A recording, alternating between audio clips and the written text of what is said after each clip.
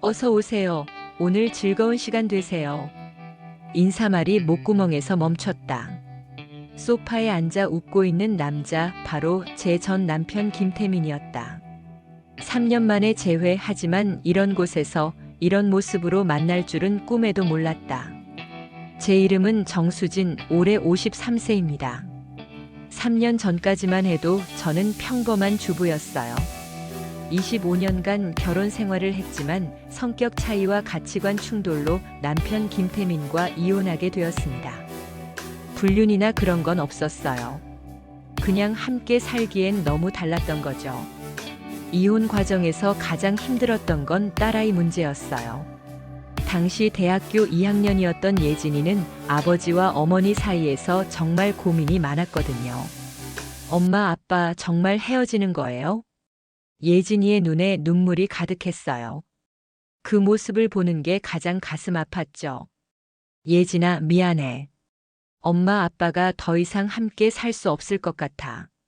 그럼 저는 어떻게 해요? 내가 편한 곳에서 살면 돼. 엄마는 어디든 괜찮아. 결국 예진이는 경제적 안정성을 고려해 아버지를 선택했어요. 태민은 중견기업 부장으로 안정적인 수입이 있었고 저는 전업주부였으니까 당연한 선택이었죠. 이혼 당시 저는 체면 때문에 재산 분할도 최소한만 받았어요. 주변에서 더 요구하라고 했지만 25년 동안 함께 모은 재산을 반반씩 나누는 게 부끄럽게 느껴졌거든요. 수진아, 너 너무 착하게 굴지 마. 법적으로 받을 수 있는 건 다 받아야 해. 친구들이 조언했지만 저는 고집을 부렸어요. 나도 자존심이 있어. 그 사람한테 의존해서 살아온 게 아니니까 앞으로도 내 힘으로 잘 살 수 있어. 그때까지만 해도 저는 제 힘으로 잘 살 수 있다고 생각했습니다. 이혼 후 저는 동네 대형마트에서 캐셔로 일하기 시작했어요. 25년 만에 처음 하는 사회생활이었죠. 월급은 세전 180만 원, 주 6일 근무에 오전 9시부터 오후 6시까지였어요. 처음에는 정말 어색했어요. 계산기 사용법부터 다시 배워야 했고 손님들 응대하는 것도 서툴렀거든요. 아줌마, 빨리 좀 해봐요. 바쁜 손님들이 짜증을 낼 때면 얼굴이 빨갛게 달아올랐어요. 하지만 포기하지 않았죠. 괜찮아, 정수진. 천천히 배우면 돼. 스스로를 다독이며 하루하루 버텼어요. 한 달 정도 지나니까 요령이 생겼어요. 손님들과 대화도 나누고 상품 위치도 다 외웠죠. 언니, 진짜 열심히 하시네요.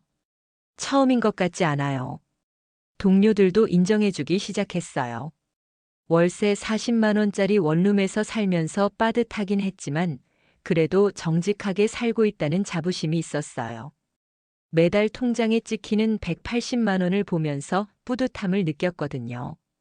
그래도 내가 떳떳하게 번 돈으로 사는 거야. 매일 아침 거울을 보며 스스로에게 다짐했습니다. 비록 어렵지만 언젠가는 딸아이가 엄마를 자랑스러워할 날이 올 거라고 믿었어요. 예진이와는 한 달에 한 번 정도 만났어요. 처음에는 어색했지만 시간이 지나면서 조금씩 자연스러워졌죠. 엄마 힘들죠? 아니야, 괜찮아. 엄마도 이제 혼자 잘 살 수 있어. 죄송해요. 제가 아빠랑 살기로 해서. 무슨 소리야? 내가 편한 게 최고야. 하지만 속으론 외로웠어요. 25년 만에 처음 혼자 사는 거니까요. 그렇게 2년 반 정도가 지났어요. 마트 일에도 완전히 적응했고 팀장님도 저를 인정해 주셨죠. 수진 씨 정말 성실하세요. 이런 직원이 있어서 우리 마트가 운영되는 거예요. 그런 칭찬을 들을 때면 정말 뿌듯했어요. 하지만 인생은 정말 예측할 수 없더군요. 그날은 평소와 다름없는 화요일 아침이었어요. 4월의 봄바람이 기분 좋게 불던 날이었죠. 마트에 출근하려고 아파트 단지 앞 횡단보도를 건너는데 갑자기 오토바이가 신호를 무시하고 달려왔어요. 소리를 지를 틈도 없었어요. 정신을 잃기 전 마지막으로 기억나는 건 하늘이 빙글빙글 돌던 모습과 사람들의 비명소리였습니다. 의식을 잃고 있는 동안 꿈을 꿨어요. 예진이가 어렸을 때 모습이 나왔죠.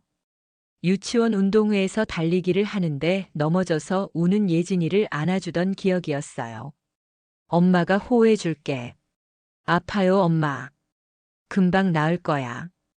그 꿈에서 깨어났을 때 병원 침대에 누워 있었어요. 간병인 아주머니가 옆에서 지키고 계셨죠. 아, 깨어나셨네요. 의사 선생님 부를게요. 머리가 띵했고 온몸이 아팠어요. 특히 허리와 오른쪽 다리가 심하게 아팠죠. 잠시 후 의사가 들어왔어요. 의식을 회복하셨네요. 다행입니다. 어디 아픈 곳 있으세요? 허리랑 다리가 너무 아파요. 허리 디스크와 오른쪽 다리 골절이에요. 수술은 성공적으로 끝났고 2개월 입원 후 최소 3개월은 재활 치료가 필요할 겁니다. 그 순간 머릿속이 하얘졌어요. 2개월 입원에 3개월 재활이라니. 그럼 최소 5개월은 일을 못한다는 뜻이었거든요. 혹시 산재보험은요? 출근길이었다면 가능하지만 신청해봐야 알 수 있어요. 일단 치료부터 받으세요. 그날 밤 잠을 이룰 수 없었어요. 머릿속에 온갖 걱정이 스쳐 지나갔거든요. 병원비는 얼마나 나올까? 월세는 어떻게 내지? 마트에서는 뭐라고 할까? 다음날 마트 팀장님이 병문안을 와주셨어요. 수진 씨 많이 아프시죠? 정말 안 됐어요. 죄송해요. 갑자기 이런 일이 생겨서. 무슨 말씀을. 어쩔 수 없는 일이잖아요. 치료 잘 받으시고 나으면 다시 오세요. 네, 감사합니다.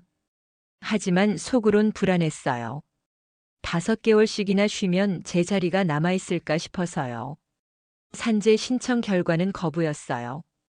출근길이긴 했지만 회사 소유 부지가 아닌 일반 도로에서 일어난 사고라는 이유였죠. 보험도 일부만 적용되어서 병원비만 800만 원이 나왔어요. 800만 원이요? 네, 수술비랑 입원비 포함해서요. 보험 적용되는 부분 빼고 본인 부담금이 그 정도예요. 가슴이 철렁 내려앉았어요. 제가 가진 전 재산이 적금 500만 원이 전부였거든요. 입원 중에도 월세와 각종 공과금은 계속 나가고 적금으로 모아둔 돈은 한 달 만에 바닥났어요. 결국 카드를 돌려가며 생활비를 충당했죠. 안녕하세요. 카드 현금 서비스 이용하시겠어요? 네. 50만 원만요. 처음엔 50만 원으로 시작했는데 한 달 후엔 100만 원, 2달 후엔 200만 원이 되어 있었어요. 퇴원할 때쯤엔 카드 연체액이 300만 원을 넘어섰어요. 하루가 다르게 쌓여가는 이자를 보며 절망감이 밀려왔습니다. 이제 정말 어떻게 살아야 하지?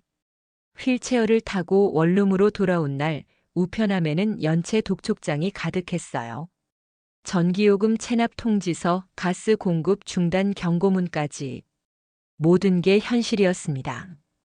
정수진 씨, 카드 대금 언제 입금하실 건가요? 잠깐만요, 다음 주에. 이미 3개월째 연체신데요. 더 이상 미룰 수 없습니다. 매일 오는 독촉 전화가 악몽이었어요. 재활치료를 받으러 병원에 다니면서도 마음은 조급했어요. 빨리 나아서 일을 해야 하는데 몸이 말을 듣지 않았거든요. 환자분, 너무 서두르면 안 돼요. 충분히 쉬어야 빨리 나아요. 물리치료사 선생님이 조언해 주셨지만 제겐 쉴 시간이 없었어요. 취업을 알아보려 해도 몸이 완전히 회복되지 않은 상태에서는 불가능했어요. 게다가 53세의 나이에 다리까지 불편한 상태라니. 어느 회사에서 저를 받아주겠어요? 죄송합니다. 저희는 젊은 분들을 선호해서. 몸이 불편하시면 저희 일을 하기 어려울 것 같은데요. 어디를 가도 거절당했어요. 그때 친구 미경이가 전화를 걸어왔어요. 미경이도 저와 비슷한 시기에 이혼한 동갑내기 친구였어요. 수진아, 요즘 어떻게 지내? 소식이 없어서 걱정됐어. 미경아. 나 진짜 큰일 났어. 목소리가 떨렸어요. 그동안 혼자 참고 있던 게 한꺼번에 터져 나왔거든요. 저는 그동안의 일을 모두 털어놓았어요. 교통사고, 병원비, 연체된 카드 대금, 취업 실패까지. 세상에. 그럼 당장 돈이 필요하겠네. 수진아, 내가 좋은 일자리 하나 소개해 줄까? 정말? 어떤 일인데? 내 몸 상태로도 할 수 있어? 미경이의 목소리가 조금 조심스러워졌어요. 일단 만나서 얘기하자. 전화로는 좀 그래. 응, 알겠어. 다음날 미경이를 만나러 나갔어요. 지팡이를 짚고 불편하게 걸어야 했지만 희망이 생긴 것 같아서 기분이 좋았죠. 그런데 카페에서 미경이를 봤을 때 깜짝 놀랐어요. 예전의 수수한 모습과는 전혀 달랐거든요. 화려한 화장에 몸에 딱 맞는 원피스, 그리고 명품 가방까지. 미경아, 너 대박 났나? 완전 달라졌네. 그냥 좀 꾸미게 됐어. 미경이는 어색하게 웃었어요. 그래서 무슨 일인데? 나도 그렇게 잘 될 수 있어? 미경이는 커피를 한 모금 마시고 심호흡을 했어요. 수진아, 내가 하는 일 얘기할게. 놀라지 말고 들어. 응, 뭔데? 나 노래방에서 일해. 도우미로. 순간 귀를 의심했어요. 뭐라고? 노래방 도우미? 응. 처음엔 나도 말도 안 된다고 생각했어. 근데 수진아, 나이 들어서 취업도 안 되고 몸도 아픈데 다른 방법이 있어? 미경이는 차분하게 설명했어요. 언니, 내가 3개월 해봤는데 한 달에 400만 원은 벌어. 요즘 50대 찾는 손님들 많아. 젊은 애들보다 대화도 잘 통하고 편하다고 해. 그래도 그런 일을 그냥 술 따라주고 노래 불러주면 돼. 다른 건 본인 선택이야. 체면 차리다가 굶어 죽을 거야? 미경이의 말이 가슴에 꽂혔어요. 체면이 밥 먹여주나? 지금 당장 월세도 못 내는 상황인데. 그런데 정말 위험하지 않아? 혹시 이상한 일 시키는 건 아니고. 처음엔 나도 무서웠어. 근데 생각보다 괜찮아. 대부분 외로운 아저씨들이야. 얘기나 들어주고 술이나 따라주면 돼. 정말? 응. 물론 싫은 손님도 있지. 그런 땐 거절하면 돼. 강요하는 사람 없어. 미경이는 계속 설명했어요. 수진아, 나도 처음엔 말도 안 된다고 생각했어. 근데 현실을 봐. 우리 나이에 어디서 취업해? 더구나 몸까지 불편하면. 그래도, 그래도 뭐? 자존심? 자존심으로 월세 내고 밥 먹어? 미경이의 말이 너무 현실적이었어요. 그리고 일시적이야. 몸 나으면 다른 일 찾으면 되잖아. 생각해 볼게. 너무 오래 생각하지 마. 빚은 계속 늘어나고 있어. 집으로 돌아와서 며칠 동안 고민했어요. 거울을 보며 스스로에게 물었죠. 정수진, 너 정말 그런 일 할 거야? 하지만 현실은 냉혹했어요. 카드 회사에서는 매일 독촉 전화가 왔고 집주인은 월세를 언제 줄 거냐고 재촉했어요. 정수진 씨, 이번 달까지는 기다릴게요. 다음 달엔 꼭 주세요. 네, 알겠습니다. 하지만 다음 달에 월세 낼 돈이 어디 있나요? 밤에 침대에 누워서 천장을 바라보며 생각했어요. 내가 지금까지 뭐 하고 살았나? 25년 동안 가정주부로만 살았더니 이제 와서 할 줄 아는 게 하나도 없네. 절망감이 밀려왔어요. 그러던 어느 날 예진이가 전화를 걸어왔어요. 엄마 안녕하세요. 응, 예진아. 잘 지내지? 네. 그런데 엄마 목소리가 이상해요. 어디 아프세요? 아니야, 괜찮아. 정말요? 혹시 무슨 일 있으면 말해주세요. 예진이의 걱정스러운 목소리를 들으니 더 마음이 아팠어요. 딸한테 이런 모습 보일 수 없었거든요. 엄마는 괜찮아. 너나 공부 열심히 해. 네, 알겠어요. 엄마도 몸 조심하세요. 전화를 끊고 나서 더 절망스러웠어요. 딸 앞에서는 괜찮은 척 해야 하는데 실제로는 바닥까지 떨어진 상황이었으니까요. 일시적으로만. 몸 나으면 그만둘 거야. 그렇게 자신에게 변명하며 미경이에게 전화를 걸었어요. 미경아, 그 일 해볼게. 정말? 언니 후회 안 할 거지? 지금 상황에 선택권이 어디 있어? 알겠어. 내일 만나서 자세히 설명해 줄게. 다음 날 미경이를 다시 만났어요. 이번엔 구체적인 설명을 들었죠. 일단 강남에 있는 노래방이야. 골든타임이라고. 사장님이 괜찮은 분이야. 무서운 사람 아니야? 아니야. 오히려 도우미들 보호해주는 편이야. 이상한 손님들은 출입 금지시키고. 그럼 정말 안전해? 100% 안전하다고는 못하지. 하지만 생각보다 괜찮아. 미경이는 더 자세히 설명해줬어요. 일단 시간은 저녁 7시부터 새벽 2시까지야. 주말에 더 바쁘고. 그렇게 늦게까지? 응. 대신 낮에는 자유야. 그리고 월급이 아니라 일당이야. 하루 10만 원에서 20만 원 정도. 그렇게 많이? 손님 기분 좋게 해드리면 팁도 많이 줘. 미경이의 설명을 듣고 있으니 정말 다른 세계 얘기 같았어요. 그런데 정말 술 따라주고 노래만 부르면 되는 거야? 기본적으로는 그래. 물론 손님들이 다른 걸 원할 수도 있지만 싫으면 거절해도 돼. 다른 거라면? 미경이가 잠시 머뭇거렸어요. 뭐, 약간의 스킨십? 어깨 주무르기, 손잡기 정도? 그것도 본인이 괜찮을 때만. 그 말을 듣고 가슴이 답답해졌어요. 하지만 다른 선택이 있나요? 알겠어. 언제부터 시작하면 돼? 다음 주부터? 일단 사장님께 소개해드릴게. 일주일 후 미경이가 알려준 강남 뒷골목의 골든타임 노래방에 첫 출근을 했어요. 10년 된 검은색 원피스를 최대한 화려하게 꾸며 입고 평소 안 하던 진한 화장을 했죠.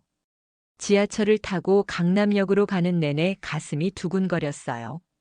정말 이런 일을 해도 되는 건가 하는 생각과 어떻게든 돈을 벌어야 한다는 생각이 교차했거든요. 강남 뒷골목은 처음 와보는 곳이었어요. 네온 사인이 화려하게 반짝이고 사람들도 모두 화려하게 차려입었죠. 골든타임 노래방은 생각보다 큰 건물이었어요. 1층에는 카페가 있고 지하 1층이 노래방이었죠. 혹시 미경 씨가 소개해준 분이세요? 입구에서 한 남자가 말을 걸었어요. 30대 후반 정도로 보이는 깔끔한 인상의 남자였죠. 네, 정수진입니다. 아, 사장님이 기다리고 계세요. 따라오세요. 사장실에 들어가니 50대 중반의 남자가 앉아 있었어요. 생각보다 무섭지 않고 오히려 인자해 보였죠. 반갑습니다. 미경 씨한테 얘기 많이 들었어요. 안녕하세요. 나이가 53세시라고. 네. 요즘 나이 드신 분들 선호하는 손님들이 많아요. 젊은 애들보다 대화도 잘 통하고 편하다고 하시더라고요. 사장님은 친절하게 설명해 주셨어요. 일단 기본적인 규칙부터 설명드릴게요. 술 따라드리고 노래 불러드리고 대화 상대해드리는 게 기본이에요. 네. 그 외의 것들은 본인 의사에 따라서 하시면 돼요. 억지로 시키는 사람 없어요. 감사합니다. 그리고 예명이 필요해요. 정수지는 좀 어떤 게 좋을까요? 잘 모르겠어요. 진아는 어때요? 지나가는 인연이라는 뜻으로. 좋네요. 그렇게 저는 진아가 되었어요. 오늘은 미경 씨랑 같이 들어가서 구경부터 해보세요. 내일부터 본격적으로 시작하고요. 미경이가 저를 데리고 노래방 내부를 구경시켜줬어요. 생각보다 깔끔하고 시설도 좋았어요. 어때? 생각보다 괜찮지? 응, 그런 것 같아. 처음엔 다 무서워해. 근데 하다 보면 괜찮아. 그날은 미경이 옆에서 지켜보기만 했어요. 손님들이 어떻게 노는지, 도우미들이 어떻게 응대하는지 관찰했죠.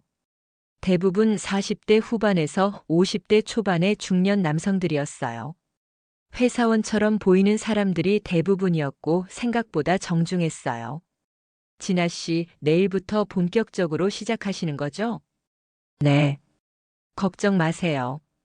다들 좋은 분들이에요. 그날 밤 집에 돌아와서 거울을 봤어요. 화려한 화장을 한 얼굴이 낯설었어요. 마치 다른 사람 같았거든요. 하루만, 아니 일주일만 해보자. 그렇게 믿었어요. 어차피 아는 사람 만날 일은 없을 거야. 다음 날부터 본격적인 첫 출근이었어요. 오후 6시에 나가서 준비하고 7시부터 손님 맞이를 시작했죠. 첫날은 정말 힘들었어요. 손이 떨려서 술잔을 제대로 들 수도 없었고 노래를 불러달라고 하면 목소리가 나오지 않았어요. 아가씨, 괜찮으세요? 많이 긴장하시는 것 같은데. 첫 손님이 걱정스럽게 물었어요. 죄송해요. 첫날이라 그래요. 아, 그러셨구나. 천천히 하세요. 급할 거 없어요. 손님이 다정하게 말해주셔서 조금 마음이 놓였어요. 하지만 여전히 어색했죠. 노래 한 곡 불러주실래요? 어떤 노래요? 편한 거 아무거나요. 떨리는 목소리로 사랑했나 봐를 불렀어요. 음정도 틀리고 가사도 틀렸지만 손님은 박수를 쳐주셨죠. 목소리 좋으시네요. 다음엔 더 잘 부르실 거예요. 그 말에 조금 자신감이 생겼어요. 하지만 첫 주는 정말 지옥 같았어요. 손님들 앞에서 어떻게 행동해야 할지 모르겠고 다른 도우미들처럼 자연스럽게 애교를 부릴 수도 없었거든요. 언니, 너무 경직되어 있어. 좀 더 편하게 해. 미경이가 조언해줬어요. 어떻게 편하게 해? 이런 일 처음인데. 그냥 손님들을 동네 아저씨라고 생각해. 마트에서 만나던 손님들처럼. 그래도 여기는 다르잖아. 겉모습만 다르지 사람은 다 똑같아. 미경이의 말에 조금씩 마음가짐을 바꿔봤어요. 손님들을 무서운 사람이 아니라 그냥 외로운 중년 남성들로 생각하니까 조금 나아졌죠. 일주일이 지나자 조금씩 요령이 생겼어요. 손님들과 대화하는 방법도 알겠고 어떤 노래를 좋아하는지도 파악했어요. 진아 씨, 이제 좀 나아졌네요. 단골로 보이는 한 손님이 말했어요. 감사해요. 아직 부족하지만요. 아니에요. 젊은 애들보다 훨씬 편해요. 대화도 잘 통하고. 그런 말을 들으니 기분이 좋았어요. 내가 이 일에 조금은 적성이 있나 보다 싶었죠. 2주차부터는 조금 더 자신감이 생겼어요. 손님들과 농담도 주고받을 수 있게 되었고 노래도 제법 잘 부르게 되었거든요. 진아 씨, 목소리 정말 좋아요. 전에 가수했어요? 아니에요. 그냥 노래 좋아해서. 요즘 같은 젊은 애들은 옛날 노래 모르는데 진아 씨는 다 아시네요. 제가 50대이니까 손님들과 음악 취향이 비슷했어요. 70년대, 80년대 노래들을 함께 부르면서 추억 얘기도 나누고요. 하지만 3주차에 충격적인 일이 있었어요. 술에 많이 취한 손님이 제게 추행을 시도한 거예요. 이모, 서비스 좀 해줘. 손님이 갑자기 제 손을 잡고 이상한 곳에 가져다 대려고 했어요. 손님, 안 됩니다. 뭐가 안 돼? 돈 줄 테니까. 정말 안 돼요. 그 순간 온몸이 얼어붙었어요. 이게 내가 선택한 길인가 싶어 눈물이 났죠. 야, 왜 그래? 다른 애들은 다 해주던데. 저는 그런 일 안 해요. 그럼 여기서 뭐 하러 왔어? 다행히 미경이가 들어와서 상황을 정리해줬어요. 손님, 진아는 신참이라 아직 그런 거 어려워해요. 이해해주세요. 재미없네. 손님은 투덜거리며 나갔어요. 언니, 괜찮아? 응. 근데 다들 그런 걸 요구해? 아니야. 대부분은 진짜 술 따라주고 노래만 불러달라고 해. 가끔 이상한 손님이 있을 뿐이야. 다음에 또 그런 일 있으면 어떡하지? 그럴 땐 거절하면 돼. 사장님도 그런 거 강요하지 말라고 했잖아. 미경이의 말에 조금 안심했지만 여전히 불안했어요. 그래도 한 달이 지나고 통장에 350만 원이 들어왔을 때 마음이 복잡해졌어요. 마트에서 2달 일해야 받을 수 있는 돈을 한 달 만에 번 거니까요. 이 정도면 할 만하네. 연체된 카드 대금 일부를 갚을 수 있었어요. 오랜만에 독촉 전화가 줄어들었죠. 2개월 차에는 단골 손님들이 생겼어요. 주로 비슷한 나이대의 중년 남성들이었는데 대화를 나누다 보니 모두 나름의 사연이 있었어요. 진아 씨는 참 편해.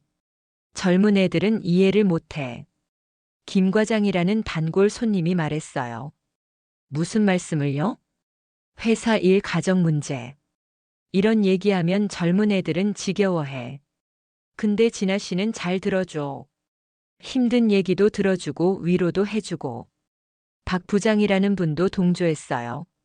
그들의 말에 조금씩 자신감이 생겼어요. 이것도 일종의 상담 서비스라고 생각하기 시작했거든요. 저도 이혼하고 혼자 사니까 그 마음 알죠. 아, 그러셨구나. 그래서 더 이해를 잘해주시는 거네. 손님들과 진솔한 대화를 나누면서 저도 위로받는 느낌이었어요. 하지만 가끔은 죄책감이 들었어요. 특히 예진이가 전화할 때였죠. 엄마, 요즘 목소리가 좋아졌어요. 무슨 좋은 일 있으세요? 아니야, 그냥 건강해져서 그런가 봐.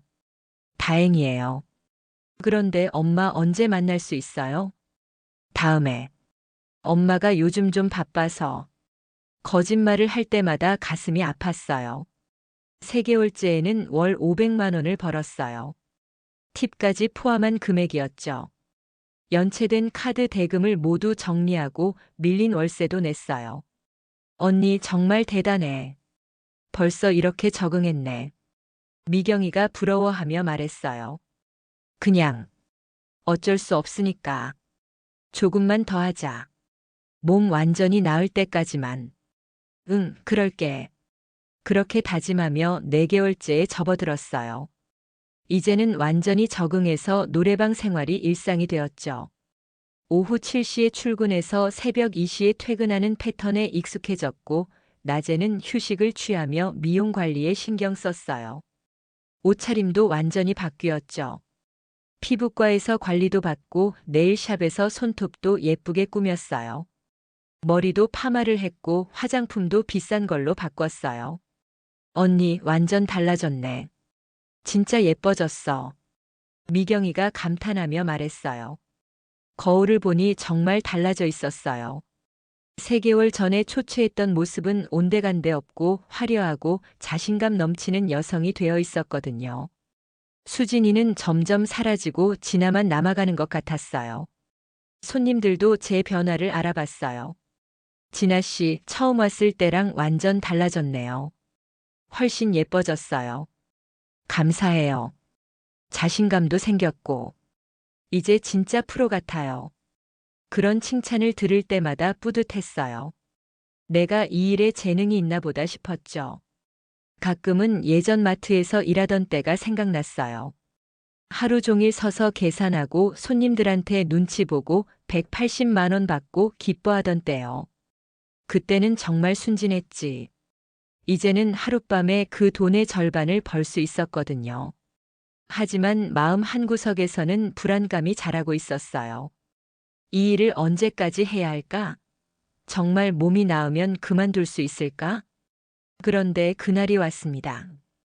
절대 일어날 것 같지 않던 그 일이 4월의 어느 금요일 밤 9시였어요. 평소처럼 노래방에서 손님을 기다리고 있는데 사장님이 오셨어요.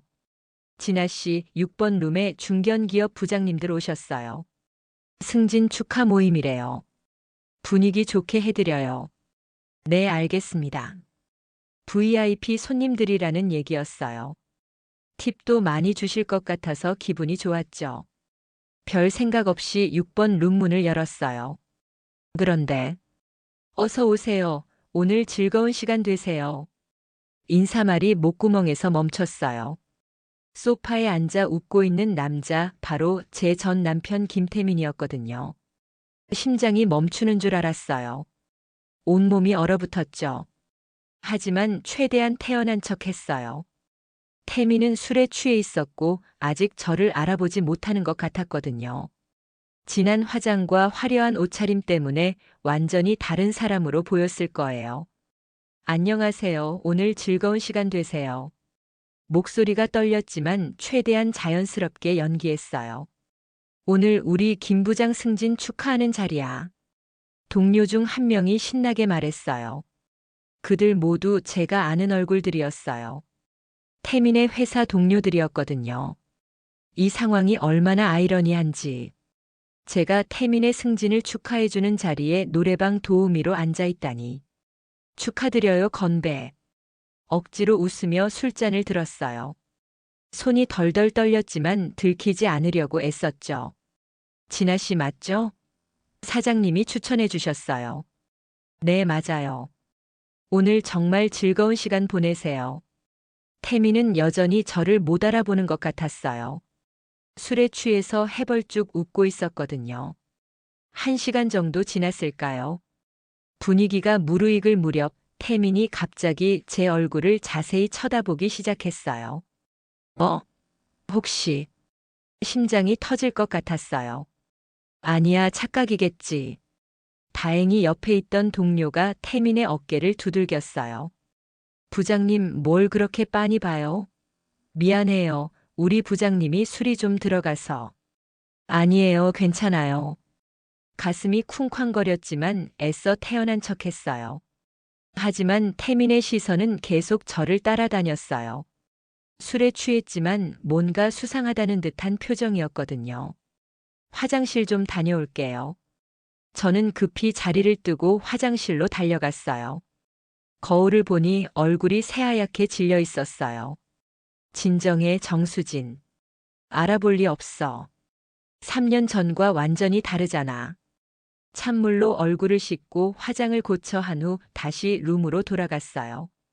그런데 들어가자마자 태민의 눈과 마주쳤어요. 이번엔 완전히 정신이 든 상태였죠. 술 기운이 확 가신 것 같았어요.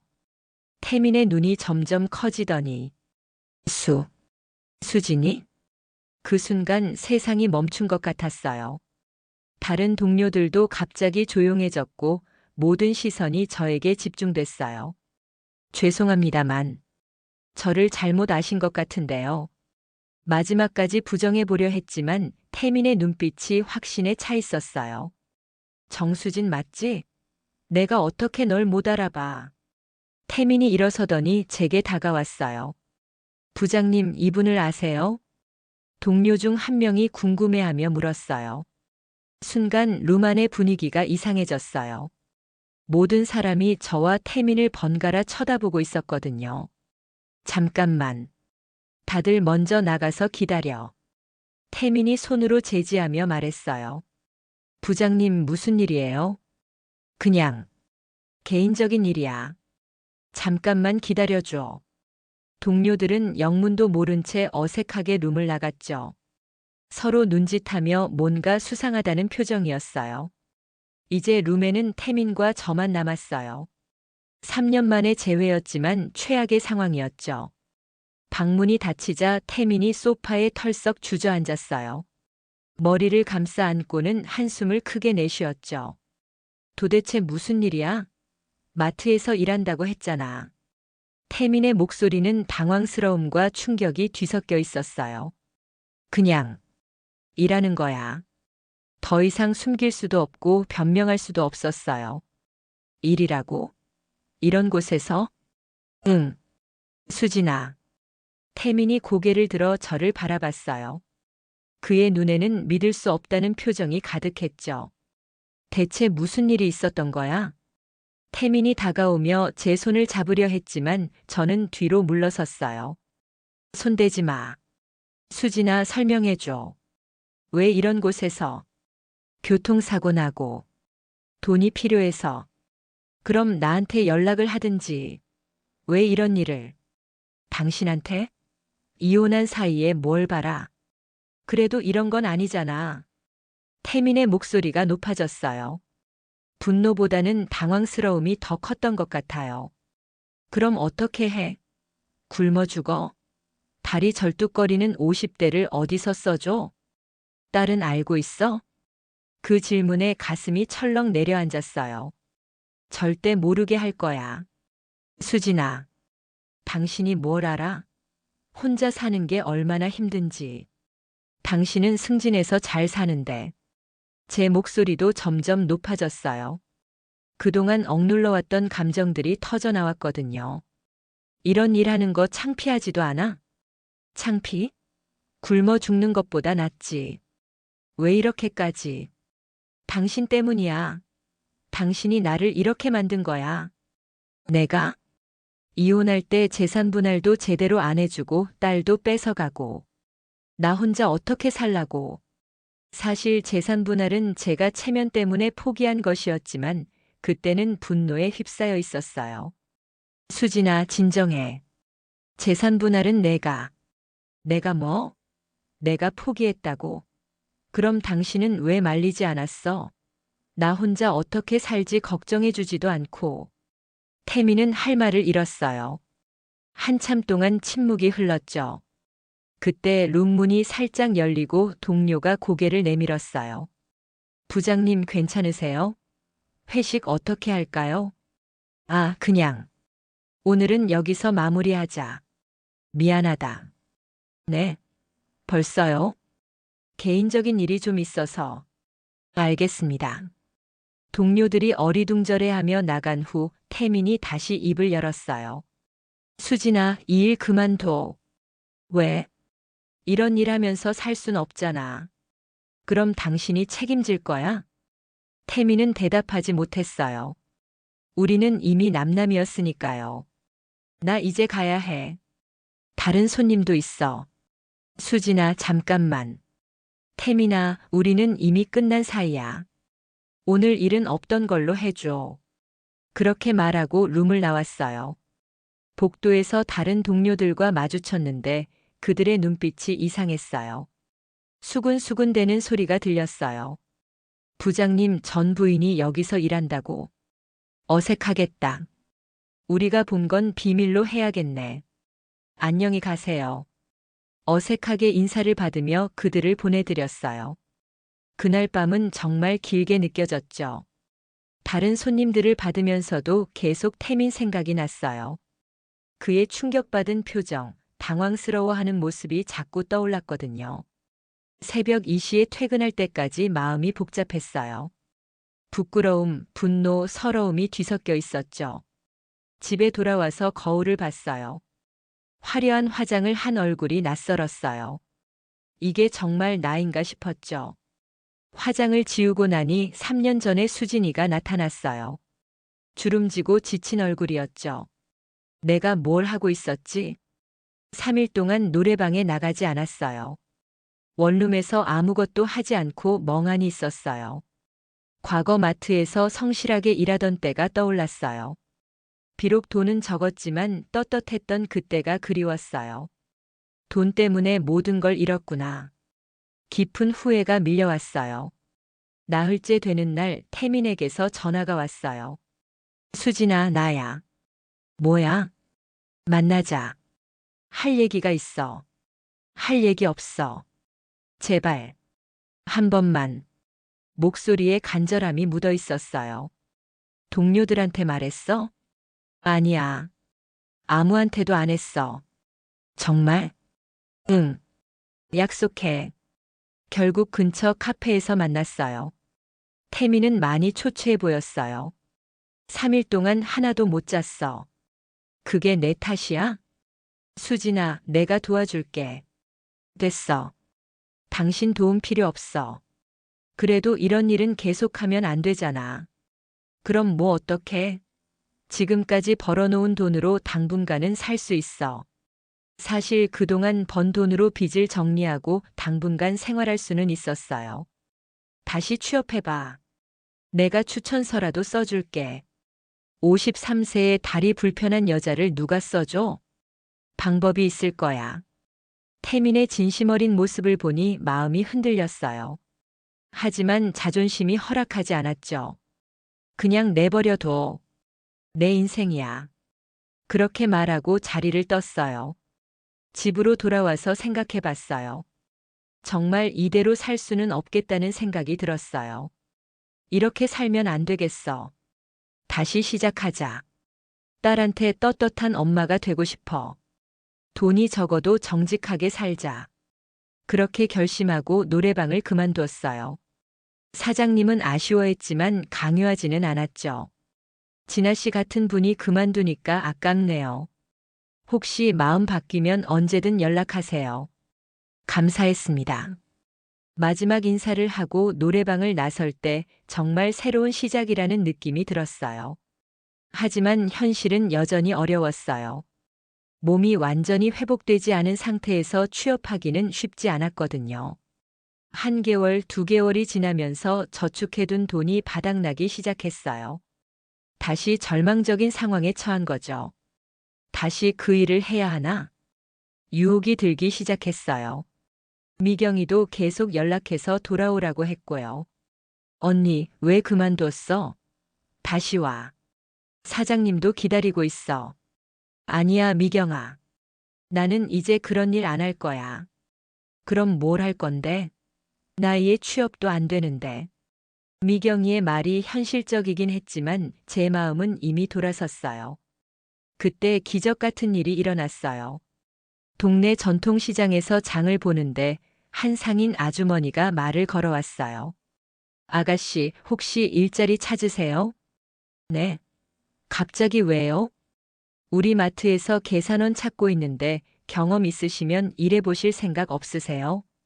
저 나이도 많고 다리도 불편한데. 그런 거 상관없어요. 성실하기만 하면 돼요. 마트에서 일해봤다고 하시던데? 알고 보니 동네에서 제가 성실하다는 소문이 나 있었어요.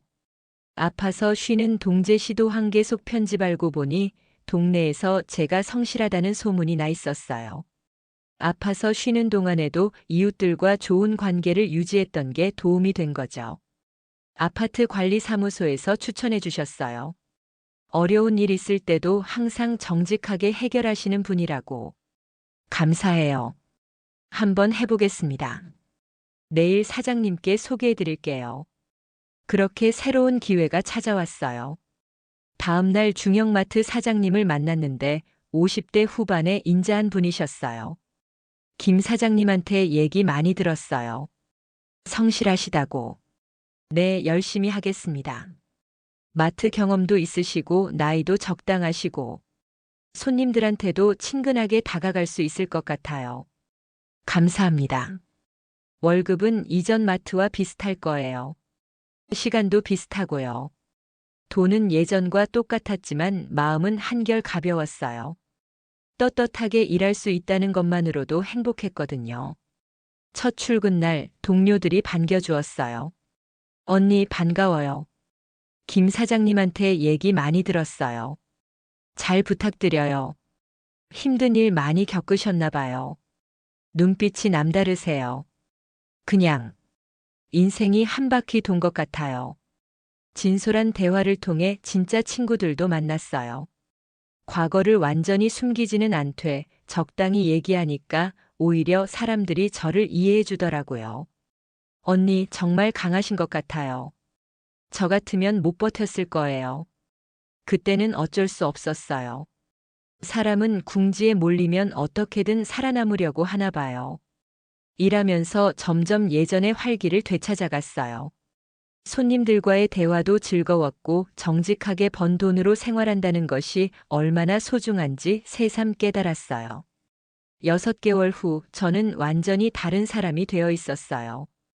마트에서의 생활이 안정되면서 마음의 평화도 찾았거든요. 어느 날 마트에서 일하고 있는데 익숙한 목소리가 들렸어요. 계산 부탁드려요. 고개를 들어보니 태민이었어요. 장바구니에는 혼자 사는 사람이 사는 물건들이 들어 있었죠. 수진아. 안녕하세요. 어색하지만 예의를 지켜 인사했어요. 여기서 일하는구나. 네, 6개월 됐어요. 좋아 보여. 예전보다 편해 보인다. 감사해요. 계산을 마치고 영수증을 건네는데 태민이 말했어요. 커피 한 잔 할래? 할 얘기가 있어. 글쎄요. 오해하지 마. 그냥 옛날 사람으로서. 결국 퇴근 후 근처 카페에서 만났어요. 수진아, 그때 일. 정말 미안했어. 이제 다 지난 일이에요. 너를 보고 나서 계속 생각했어. 내가 너무 무심했던 것 같아. 태민의 눈에 진심이 담겨 있었어요. 결혼 생활할 때도 그랬고 이혼할 때도 너 혼자 어떻게 살지 생각을 안 했어. 당신 잘못은 아니에요. 제가 선택한 거예요. 그래도 내가 조금만 더 관심 가졌으면 그런 일까지는 안 했을 텐데.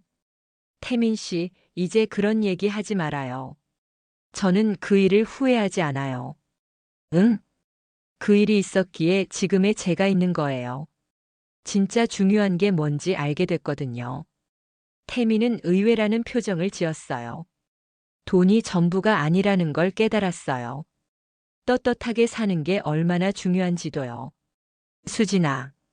그리고 제가 얼마나 강한 사람인지도 알았어요. 어떤 상황에서도 다시 일어설 수 있다는 걸요. 그날 대화를 나누면서 저는 정말로 과거와 화해할 수 있었어요. 태민에 대한 원망도 제 자신에 대한 자책도 모두 내려놓았거든요. 딸은 잘 지내? 네, 이제 취업도 했어요. 좋은 회사에. 다행이다. 나한테도 가끔 안부 물어봐. 그럴게요. 헤어지면서 태민이 마지막으로 말했어요. 수진아, 너 정말 강하다. 예전에는 몰랐는데. 사람은 변하잖아요. 응, 좋은 쪽으로. 그렇게 우리는 진짜 친구로 남기로 했어요. 어느 날 예진이가 갑자기 찾아왔어요. 엄마, 보고 싶어서 왔어요. 갑자기 웬일이야? 그냥. 엄마가 많이 변한 것 같아서. 어떻게? 더 밝아졌어요. 예전엔 뭔가 억지로 웃는 것 같았는데 지금은 진짜 행복해 보여요. 예진이의 말에 가슴이 뭉클했어요. 엄마, 혹시 힘든 일 있었어요? 왜? 아빠가 그러는데. 엄마가 어려운 시기를 겪었다고. 태민이 예진이에게 어느 정도 얘기한 모양이었어요. 다행히 구체적인 내용은 말하지 않은 것 같았죠. 조금. 하지만 이제 괜찮아. 엄마, 제가 도와드릴 일 없어요? 아니야. 엄마는 이제 혼자서도 잘 살 수 있어. 대단해요. 저도 엄마처럼 강한 사람이 되고 싶어요. 딸의 말에 눈물이 났어요. 그동안 제가 얼마나 많은 걸 잃을 뻔했는지 깨달았거든요. 예진아, 엄마가 한 가지 말해줄게. 인생에서 가장 중요한 건 떳떳하게 사는 거야. 네. 돈도 중요하지만 그것 때문에 자신을 잃으면 안 돼. 알겠어요, 엄마.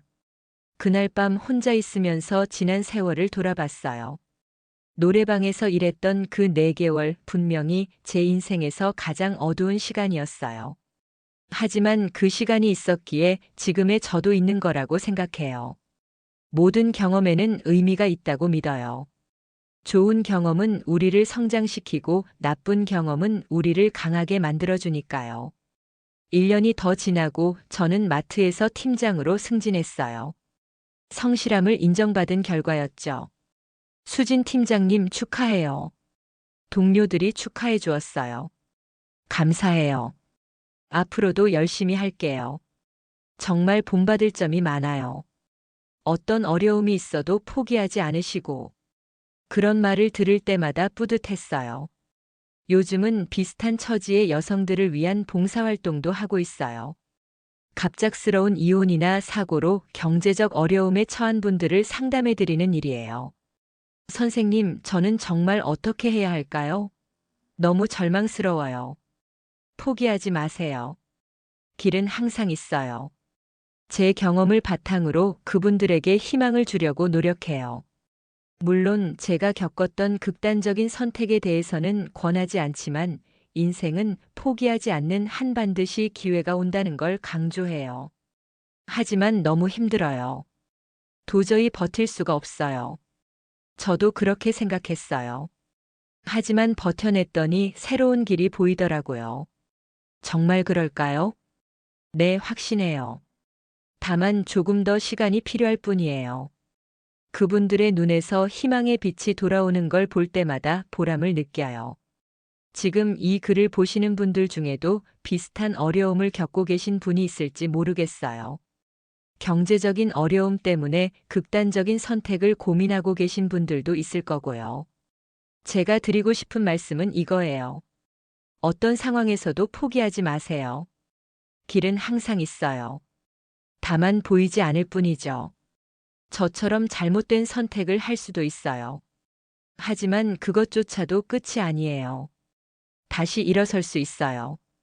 가장 중요한 건 스스로를 포기하지 않는 거예요. 어떤 실수를 하더라도, 어떤 어려움에 처하더라도 내일은 분명히 올 거고 새로운 기회도 있을 거예요. 요즘 저는 매일 아침 거울을 보며 스스로에게 말해요. 정수진, 오늘도 떳떳하게 살자. 그리고 마트로 출근해서 손님들에게 밝게 인사해요. 안녕하세요. 좋은 하루 되세요. 그 인사 속에는 진심이 담겨 있어요. 정말로 모든 분들이 좋은 하루를 보내셨으면 하는 마음이거든요. 저와 비슷한 어려움을 겪고 계신 분들에게도 좋은 하루가, 좋은 내일이 오길 바라요. 그리고 혹시 잘못된 길로 빠진 분이 있다면 너무 자책하지 마세요. 언제든지 돌아올 수 있어요. 저처럼요. 인생은 한 번의 실수로 끝나지 않아요. 다시 시작할 수 있는 용기만 있다면요. 마지막으로 태민에게 감사하다는 말을 전하고 싶어요. 그날 노래방에서 마주쳤을 때는 정말 끔찍했지만 그 일이 없었다면 저는 계속 그 길에 머물러 있었을지도 모르거든요. 때로는 인생의 가장 충격적인 순간이 우리를 구원해주기도 하나 봐요. 지금 저는 정말 행복해요. 많은 돈을 벌지는 못하지만 떳떳하게 살고 있고 딸과의 관계도 회복됐고 저 자신을 사랑할 수 있게 됐거든요. 그리고 제 경험을 통해 다른 분들에게도 희망을 드릴 수 있어서 더욱 의미 있는 삶을 살고 있어요. 혹시 이 이야기를 듣고 계신 분들 중에 어려운 상황에 처하신 분이 있다면 꼭 기억해 주세요.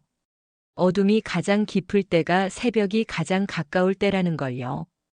포기하지 마세요. 여러분의 새벽도 분명히 올 거예요. 이상으로 오늘의 사연을 마칠게요. 긴 이야기 끝까지 들어주셔서 감사합니다. 구독과 좋아요, 그리고 여러분의 따뜻한 댓글이 이런 진솔한 이야기를 계속 나눌 수 있는 힘이 됩니다. 다음에도 더 많은 이야기로 찾아뵐게요. 감사합니다.